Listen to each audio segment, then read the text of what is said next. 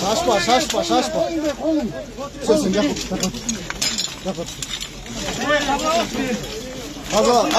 Tazala, aslın tazala, polnoçu. Ha, burayı nasıl? والله ماي لازم شوف شوي. شيشة واحدة. شيشة. Beş yaş. برضه. Ha, boldu. بقى شيشة. شيشة var. Otur. Hana yakınçı. وراي. Hatta. في خانم. مو خانم.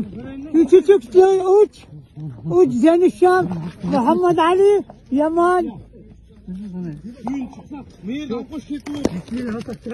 ما في خانم.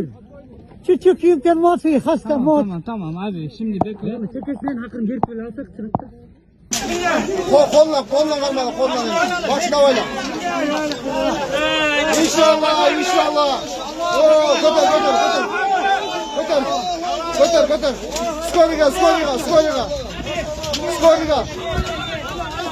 Skoriga.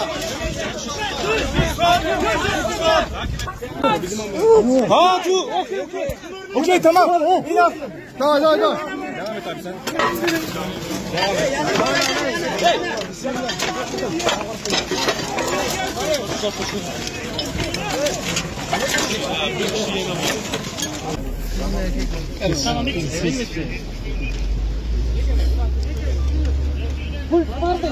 Puls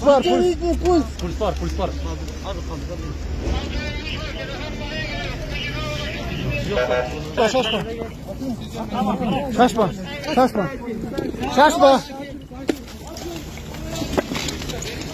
Bugün 18 fevral saat 11:30'da Hatay şehrinde Kırız Kurtarıcıları dağı bir 5 jarandı urandıların aslından alıp çıktı.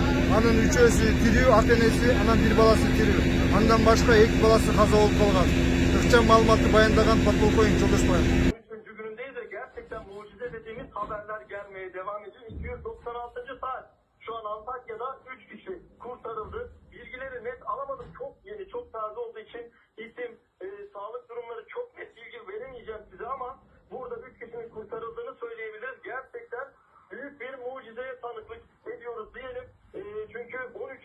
gün bugün önce 7.7 ardından 7.6 ile Türkiye'nin